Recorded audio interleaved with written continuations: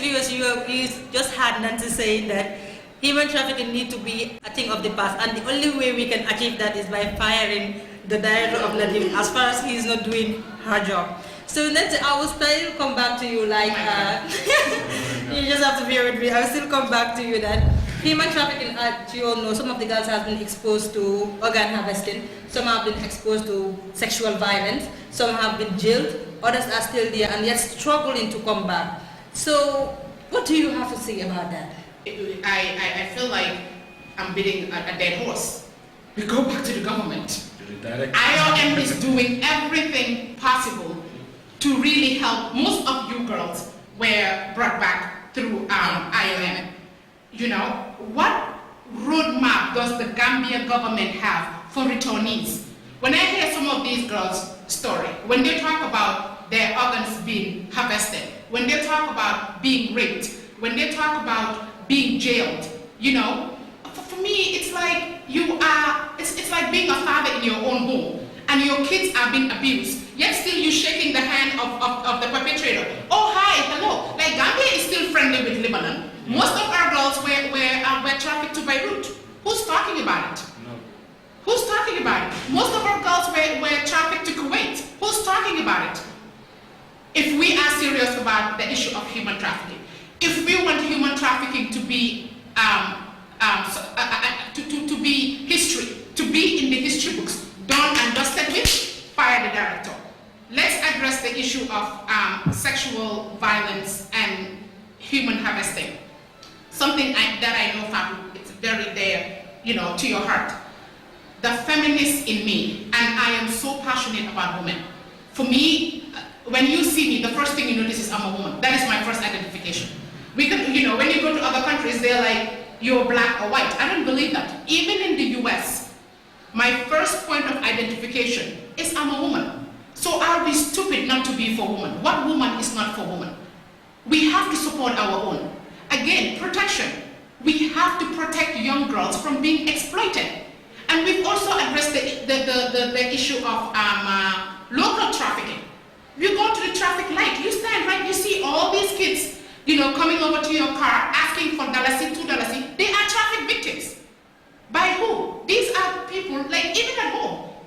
You go to the villages, it's kind of, okay, I will take your daughter to the city to try to educate your daughter. You're not educating my daughter. Instead, my daughter is at home, cooking, cleaning, and pretty much doing all the domestic chores. You are a trafficker.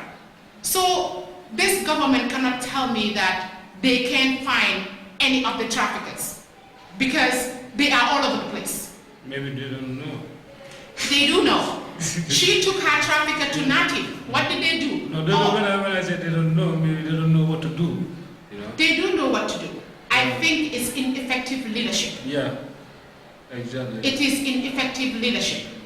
We should all be ashamed of ourselves. For me, when I heard these girls' stories, I'm like, I'm over here fighting and defending people from outside of my country. When these girls are like my sisters and my siblings, and here I am, you know, fighting for other people when I have bigger issues to deal with. So we need to start doing our jobs. These girls come back, and you know what? They're still vulnerable to being trafficked again. Exactly. What is being done? They've been back from 2015 to 2018. You haven't prosecuted anything. You have not done any job training. No reintegration package. And now I'm back to addressing the National Assembly. The Constitution of the Gambia, there is something called victim funding, and I always get it wrong, and the director of NATIP is always ready to jump at, I don't care what the wording is. The bottom line is, there is funding in the Constitution for victims, which she has repeatedly said that the government has never funded. So right now, the government of the Gambia is at default for not providing funding for the victims of human trafficking. It's not only about persecution, it's about protection.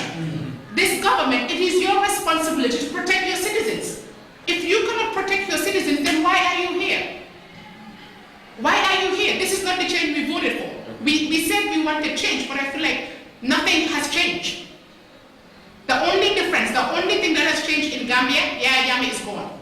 It's business as usual. Everybody is doing the same thing that that we've been doing. Nothing has changed. The crime rate has gone up. You've mentioned with him the issue of the backway returnees.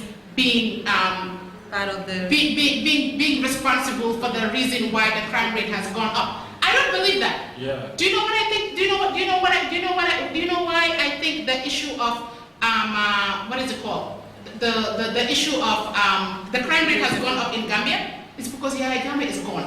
When he was here, he was pretty much terrorizing everybody. Nobody had the audacity to even go and report these cases. So in a way, I'm glad that everybody's coming out of the woodworks and they are, laying out complaints. But again, it is the responsibility of the police, the security, and everybody to protect people. You go to a party, you come home, you are assaulted, you are raped. Where are we? Gambia, we say we are a very religious society. What part of the religion talks about exploiting women? What part of the religion talks about taking your own sisters and selling them as slaves? I can go on and on. I'm not the only one on this platform, family. Please. For that brief introduction. Especially when we're talking about human trafficking, it has to be like something that has to relate to my day-to-day life, because I'm also a sufferer of human trafficking. So I am so passionate about this organ harvesting because it's something that has to relate with my own life as well.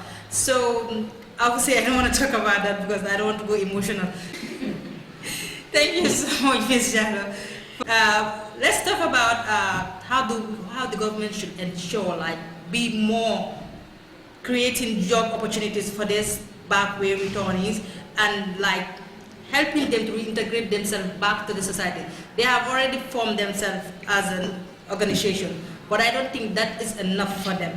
I think more needs to be done to enable them to reintegrate themselves back to the society, because I think there are a lot of IMO is doing their part, as Nancy is saying, but I think there is more funds that should be given to them, like setting up small entrepreneurs for them, because we cannot just depend on IMO, international donors, to be helping returnees. So I think the government should ensure that their citizens are more safe, because the government is like our father. So you cannot be letting your children cry every day without responding to the tears of your children. Yeah, thank you so much. And I think, thank you so much. And I think Nancy has already said almost everything. And I love the radicalism in her. That's the reality. For the Gambia to go, we need to be assertive. And for the government, when it comes to human trafficking, be it human trafficking or be it irregular migration, the Gambia is not proactive. We are always reactive, as he said. Yep. And for us to move on, interestingly, when you sit in the Gambia, in any platform, they will be like, okay, the Gambia young people are the leaders of tomorrow, leaders of today, anything like that. Young people are the, what do you call it again? Are the sole beneficiaries of anything that the government goes through. Honestly, I think that's a lie. Because the reality is, when you look at it, 64% of the population are young people. How many people are employed? The youth budget for youth and sport this year, in the previous years, is less than 1%, 0.03%. We talk about youth empowerment. Initially, sometimes I sit and wonder, are we always going to wait for donors? For someone to go through the back way, send back for IOM to fund you.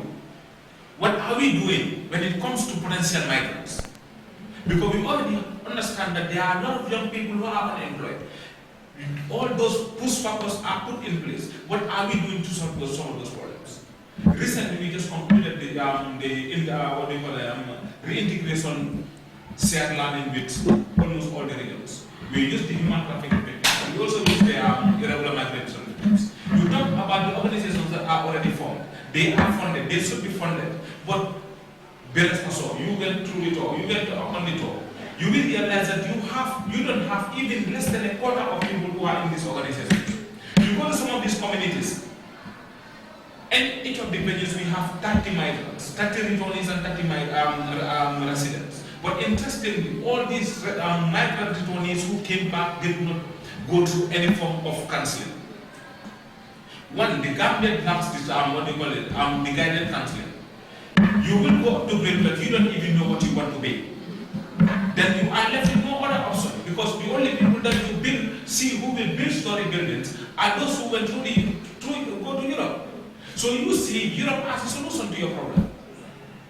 And the education system itself is not catering for you to at least be job creator, but instead you will become a job seeker. That is why any Gambian who graduates from grade 12, be it grade 12 or at the university or any other tertiary institution, have to go seek for jobs. What is the state doing about it? And interestingly, which is most disheartening, is our education system is even dictated by funding. Projects will come and say, this is what we want your education system to be like. And our leaders will gladly celebrate and say, yes, we have achieved, we are able to secure $1 million for education sector. What harm is this happening? Is this created in our system? We also need to understand that, yes, we talk about youth empowerment. How many of those grants are actually accessed by young people within our society? It is not. Most of the people who get access to some of those grants are people who are even better off. Some people who have already started something along the way, the project comes and support those people. What about those people who are not entitled or did not go through any form of training? You talk about elevating young people from poverty. These are all issues that we need to look at. And if they are not solved, we will come into the same vicious cycle where our leaders will continue to consume, clinging onto power because they don't want to leave, because simply when they leave, there will be another inquiry that will come investigate them. So for the government to go in, yes, young people should be in the forefront of any other thing. You said you are going to empower young people. When young people did not get that decentralized education, when young people did not get decentralized opportunities, even a mere counseling center, you can have it in the country for both potential migrants and also returnees from the back way or human trafficking victims. And what is most disheartening, and sometimes I sit and wonder, why do we even have a Minister of Interior? When the Gambian embassies are the most useless embassies that you ever see in the planet Earth. You will have victims, even if you are stranded, not even a human trafficking victim or a migrant returnee, but even by normal flight, you are stranded in a particular country. You miss your flight, go to the nearest Gambian embassy. Trust me, you will spend the night there, but you will not see the ambassador. Unnecessary protocols will be brought forward to say, no, you cannot see, you have to lie, this is not our procedure. Honestly, sometimes I sit and say, I think being a Gambian is a disgrace. In as much as attitudes are not changed, honestly, we are not going anywhere. The change has to start from within. 2016, we made the change for what? For a new Gambia. But as he said, I think we just have an old wine in the new bottle that we call the new Gambia. But honestly, nothing is working. And lately, the issue of this protest, I think our security sector need to go back to the drawing board and see how best they build the relationship between the security and the civilians. Because another form of migration, forceful migration, you have it there. When there is political tensions, you force people to migrate. And that at some point, that led to the mass exodus of Gambian youth to Europe through the back way. And we are praying that we don't have a similar thing again. Thank you so much, Omar. Viewers, we are still on the issue of migration. Sometimes I'm proud to be a Gambian. Sometimes I feel ashamed to be a Gambian. I don't know if that makes sense anyway.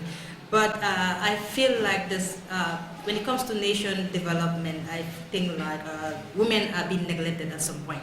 Because I feel like we are totally left out at some point. And we need to be also part of a nation development, because educate a woman and educate the whole of the nation. So I think now it's high time that the government should give chance to a woman to lead us. At least maybe we can make a difference as well. Yeah, we need a good leader. Yeah, we need at least this change. Let's dive out.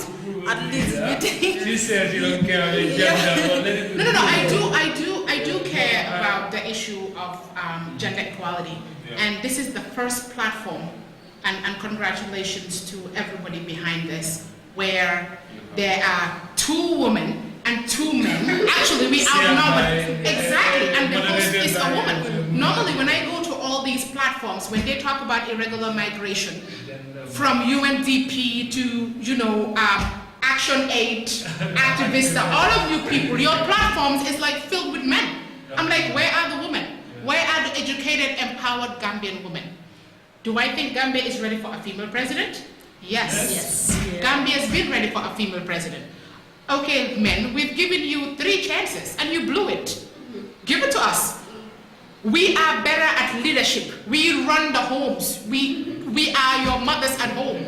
We have shown that, we are good at, running a home. If you can run a home for me, you can run a country. So I think Gambia is ready for a female president, and like Fatou rightfully said, an educated mother will always make sure that her kids are educated.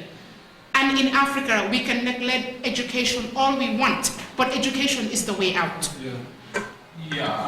If I should just add on to what you said. Sure, go ahead, piggyback. Yeah, being a woman, you said Gambia is ready for it. But our assessment shows otherwise. What did you when we went around the country to engage people, because we also advocated for women and youth political participation in leadership. But interestingly, even women will tell you that no, women should be right. You know why? And sometimes, I think you have a lot of social stereotype around women's involvement in politics to a certain extent that they have to let go. Yes. That is why I think the Gambia had a problem from the beginning. Back in the days coming to the present. I think our political system itself needs to be cleansed. Our political elite, the mindset that is already put forward, when it comes to participation, they will always tell you, young people are the future leaders. Yes. You are not ready for leadership. Women are always seen as followers. Clap and dance, let us lead. So in the end, where are we as Gambians? And interestingly, one other notion that is also coming out is, if you talk to people, they'll be like, okay, we only vote for the incumbent. Yes. We don't vote for the opposition. So these are issues that are happening. So what does it leave the young people of this country and women? Sometimes I always tell people, when you talk about 51% of the population being women, and you marginalize those people, you say 64% are young people, you marginalize those people, then how many percent do you marginalize? The 51% is already out in one category. Then how can you have an inclusive democracy? And you also talk about the responsibilities of the primary duty bearer of a country, which is the state, is to provide, protect, and fulfill the rights of citizens. Are our governments providing for us? Are they protecting it for us? Are they fulfilling their mandate? I guess they have failed in all these categories. So it is always going to be a challenge for women and youth. As long as we see ourselves as beneficiaries, not as leaders or stakeholders, we will remain in this situation. And I believe next election, if need be, women and youth should form their own political party and let men rally against them. Yeah, but I want to comment. I'm not trying to cut you, but I want to comment. You said the statistics or what you guys, the results. I think the reason why you are seeing that is a cultural thing. Women are not raised to be leaders. Our society says, "Jigen damko gis doko dega." Clearly, that jigen is not me, because everybody can hear me down the hall. I have a 3-year-old boy, and I always talk about him. I am brainwashing him to be a feminist, to understand that in life, in order to make it, and I'm not very well versed in the Quran, even Allah have talked about the power of your mother. What did he say? 3 times, your mother, right? So I feel like the people who interpret our religion, they don't do us justice. They tend to interpret the religion to favor men. These women, especially in the rural areas, they're not used to seeing women in leadership. They're not used to seeing women lead the way. Like you said, the only thing women are good at is clapping, mobilizing, like that is our role. And then we talk about young people being part of politics. How can we be engaged in politics when we have 60, 70-year-old men who refuse to retire? How can we occupy positions that are already occupied? You cannot, we have to be realistic. I attended the ECOWAS female parliament organized by Bravo to Fatoumata Tumanjai, who is very, very active in really trying to get young people involved in politics. And she invited, and I hate to go into politics, to go into party lines, but she invited Ajiyam Seka, who is the UDP, I don't even know what her position is, and Haruna has interviewed her, and she kept repeating, Gambia will have a female president in 15 years. I took the mic. There were young people, young girls sitting over there. I'm like, don't listen to her. We don't need a decade and a half to build a female leader. Gambia have a lot of capable women who can run this country, who can do a far better job. Because like one of one of your members, Amijo, always talk about, you who has lived it, knows it. So us as women, since most of these issues, and you know what, we have to be smart. You have more women in this country than men. Let's start telling women, vote for your own. If we do that, then we're not going to have another man as our president. You know, like and again, it's an issue of mobilizing, bringing people, you know what I mean, bringing people together, and really showing the girl child that you can excel beyond where you are placed. Yeah. And again, education. An educated mother would always empower the girl child. I was raised in a home where my male cousins weren't treated any different from me. I have the same rights. I get to go to school. I get to express myself. They want to play soccer. I want to play soccer. You want to go play basketball. I want to go play basketball. But again, I always emphasize that I am not from the average Gambian household. But these things, they don't require money, or they don't. It has nothing to do with social status. I think if we start educating young girls at a very young age, that be an empowered woman. Make sure that your child is empowered. And us as mothers, we are so good at protecting our kids.